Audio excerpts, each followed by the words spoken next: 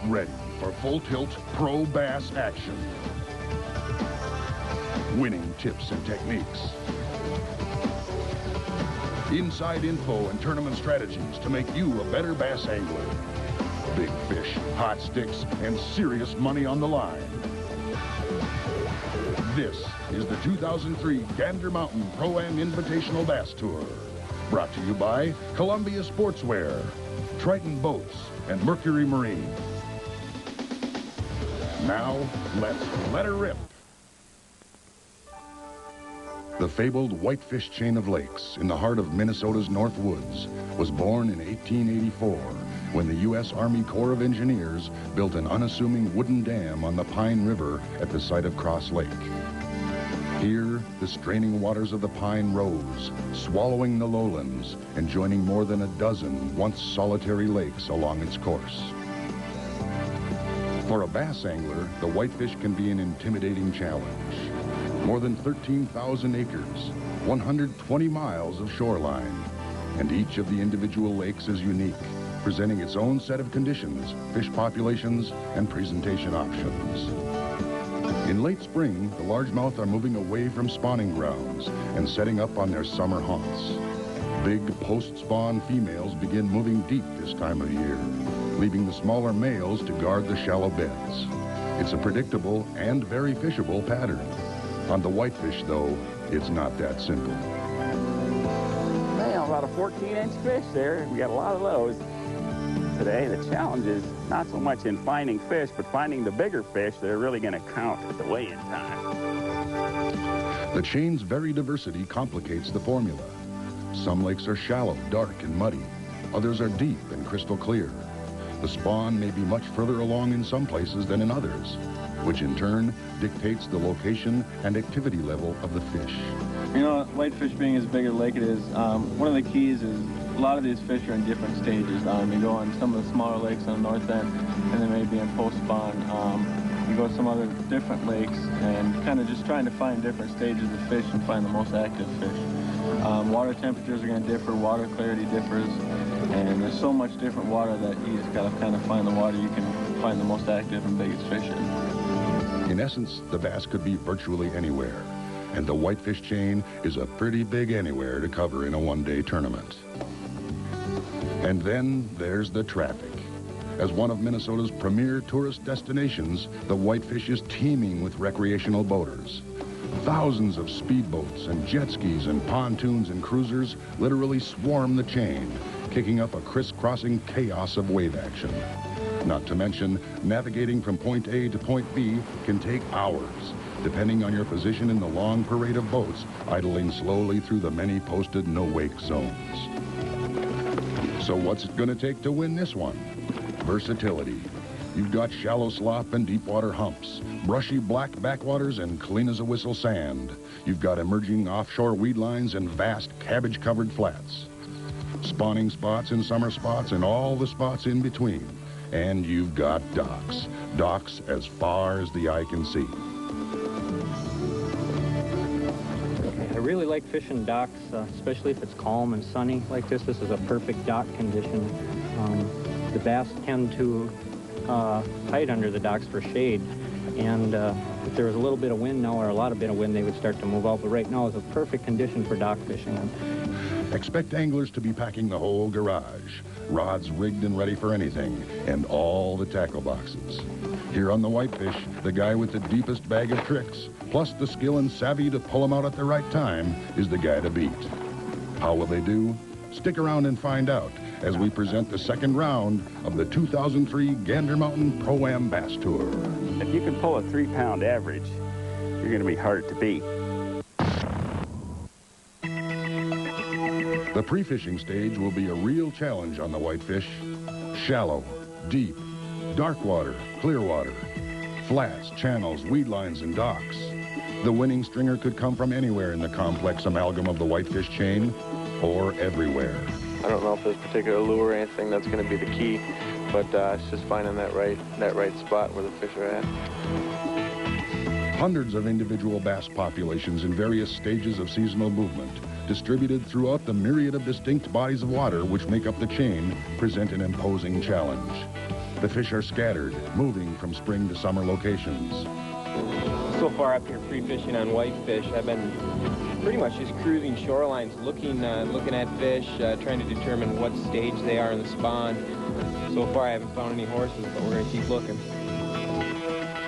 So, do you concentrate on the easier to target males, most likely still nearby the spawning areas, or go on the hunt for the larger tournament-winning females, which have probably set up in deeper water by now, but are more difficult to locate, let alone trigger, in their post-spawn doldrums? It's a crapshoot, that's for sure. Let's listen in on some of the pre-fishing strategies. The whole trick in pre-practice is find where the majority of the fish are. That's the main lake out there. The water's still cold. Before I came into this bay, I noticed that it was 64 degrees. It's 70 back here.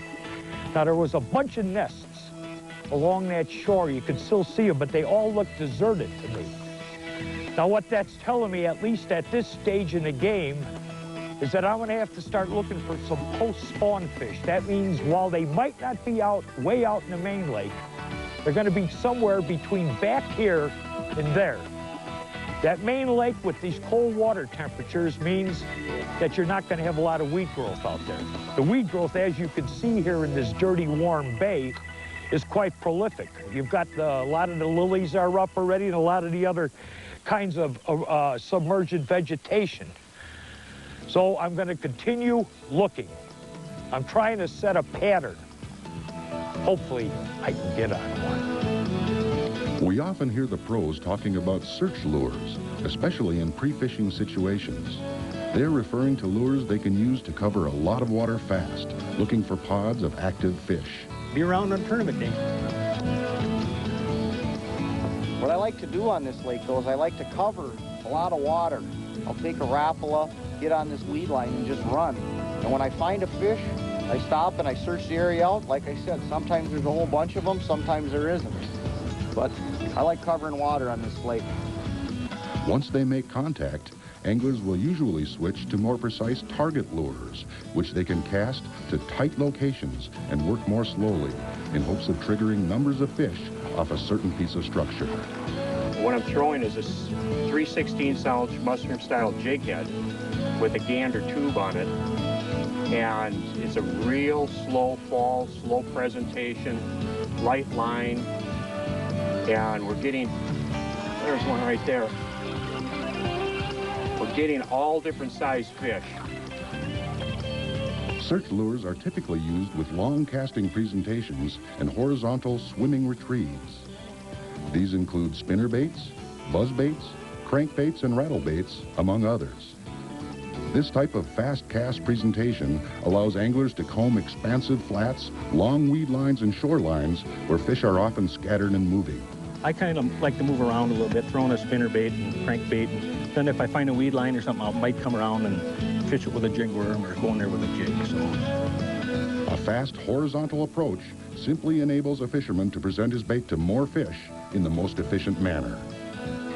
For the most part, what I've been doing is cruising with a fast bait, like a rattle trap, just probing the shallows. This is a real good little crankbait to run over, say, 3 to 5 feet of water and find some active fish.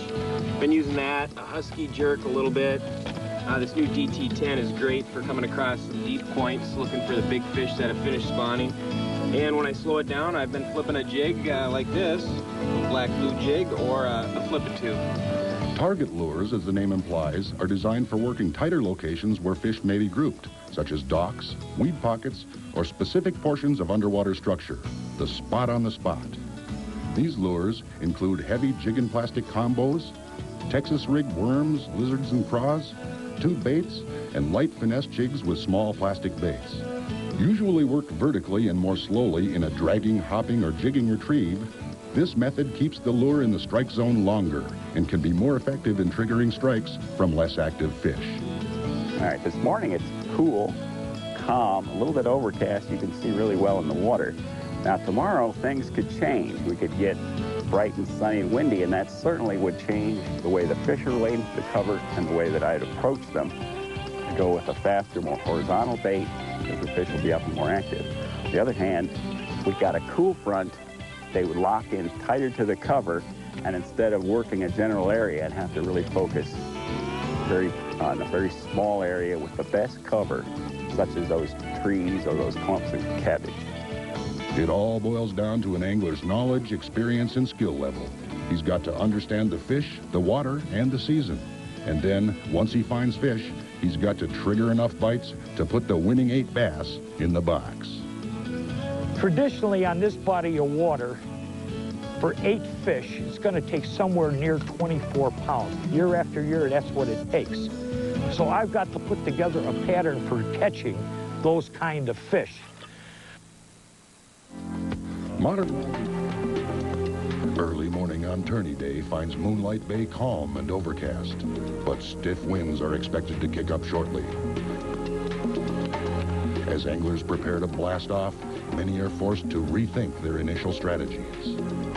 With no bright sun to force bass into cover, those counting on an early dock bite may have to start elsewhere. Same with the smallmouth hunters, who rely primarily on sight fishing. In subdued light, the fish will be tough to spot. Looks like the early advantage may swing to the big water flats fishermen, but the anticipated high winds and waves might blow that strategy right out of the water. At takeoff, the big motors rev up to full throttle.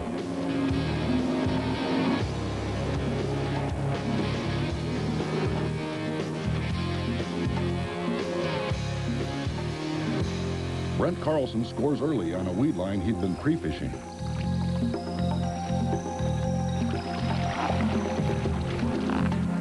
Nothing big, but under tough conditions like these, maybe popping a quick limit, then hoping to upgrade might just be the ticket.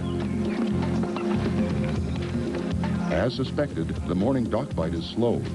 Although some anglers are eking out a few fish, is it the right strategy? They could be wasting valuable time, since the conditions aren't exactly all that docky. I'm hoping just a hole opens up there, give me a little bit of sun, just that it might draw some of the fish into my dock. Right on cue, the wind has blown in on upper Whitefish. Bobbing in the waves, Michael Carter has zeroed in on a newly emerging weed line, holding some big fish. Well, this morning on Whitefish, Eric and I are just out here bouncing around on a deep structure. It's a huge reef, and fish were balled up there a little bit. We caught 4 pretty nice ones right away, and it slowed down a little bit, so now we're just working around the reef trying to pick away at them, catch as many as we can out here before we go hit the docks like everybody else. Brian Krause had planned to hit the docks early, but decided his odds in the overcast were better on the flats. He's camping here, holding off on the dock bite until conditions improve, and he's having some success. Keying on smallies, and despite the low light visibility, David Hardig has put some pretty good fish in the boat, but he's waiting for sunshine before hitting his best spots. Sun to come up just a little more. I got a couple good fish on beds on the main lake yet, but we'll see what transpires. Within sight of Hardig, Jim Severson and amateur partner Jaron Witt have a jump on a good limit, but... Well, this morning, as you can see, they were going pretty good, and now it's really slowed down, so we're kind of struggling to catch a few more, but hopefully.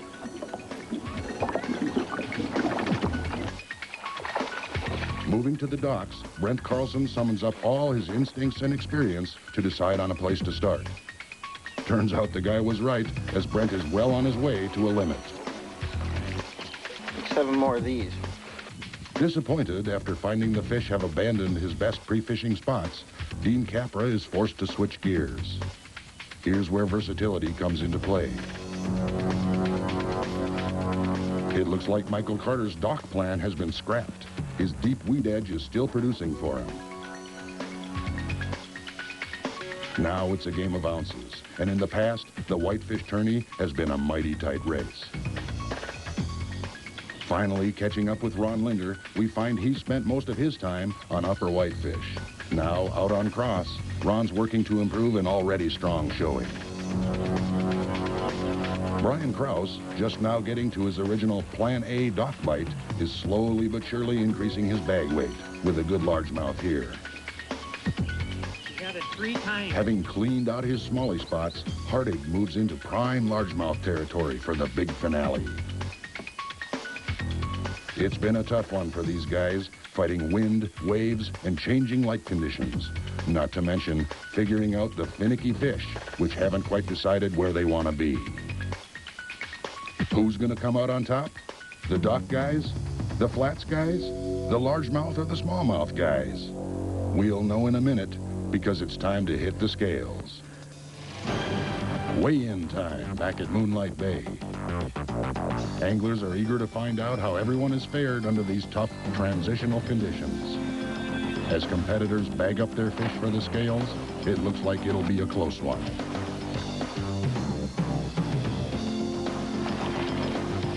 John Ritter is first on stage with an impressive bag.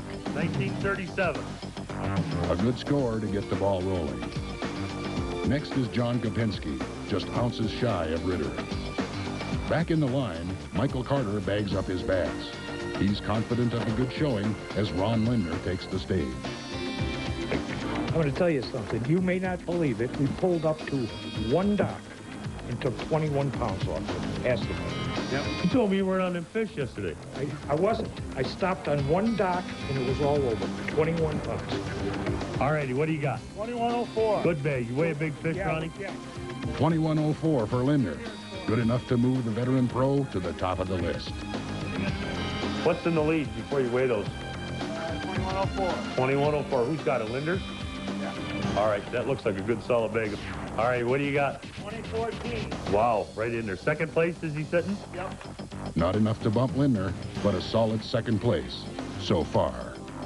Jim Hendrickson steps up next.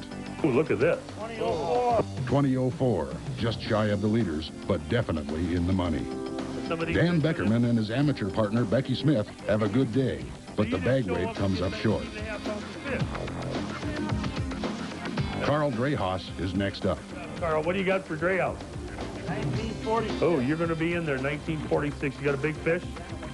Meanwhile, David Hartig and Dean Capra are bagging up their fish. Both have impressive limits. Hartig with mostly smallies, Capra with all largemouth. This could be trouble for Ron Lindner, who still holds the lead. Jim Severson's bunch looks good too, with what could be the bag of the day. But there's a problem. Got one dead. Bad luck. As only one of 4 fish that didn't make it out of 345, this is going to cost Jim some points. On stage, Severson's mixed bag weighs in at 2182 for first place. 2182. 2182, that puts you in first. But there will be penalty points assessed. This race is getting tighter by the minute. Only 2 guys left who could knock off Severson's lead. Dean Capra's on deck as David Hartig steps up to the plate. Yeah, I think them smallies weigh real heavy. All smallies? No, I got a couple largemouth in there. Hartig, like Severson, had put a strong smallmouth pattern together. Dave Hardig, what do you got? 2079. 2079. Now I got 3 in a stack. But Hartig falls short, leaving Dean Capra as the last contender for the crown. Jim Severs has got 2182. Come on over here, Dino. Oh, whoa, we're right at that strike. We're where we need to be, huh? Yeah, I don't know. There's one little one in there that might have cost us. I don't know. We didn't lose no fish. We had a great day. This is a great lake. The people were real friendly out there. It was a lot of fun today. We had a good day. What do you got? Tell me. 2163. Jimmy's got a dead one, though. Jimmy's got a dead fish? At the final tally, Severson's 4-ounce penalty costs him the win as Capra claims the trophy with 2163 in a real nail-biter. Just 5 1/100ths of a pound separate first and second place. Less than an ounce, but a ton of heartbreak for Severson. It's been a great tournament. Good fish under tough conditions, including Michael Carter's 4.5-pound largemouth for big fish of the day. We'll be back with Dean right after this to hear more about his winning leaders today.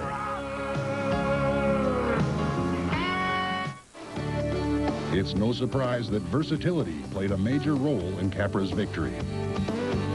Well, I think the key to today's victory was being versatile. I started out on some shallow fish and the water temperature had dropped considerably. I'm talking 5 or 6 degrees, and where I went to the fish that I thought I could catch big ones shallow, they weren't there.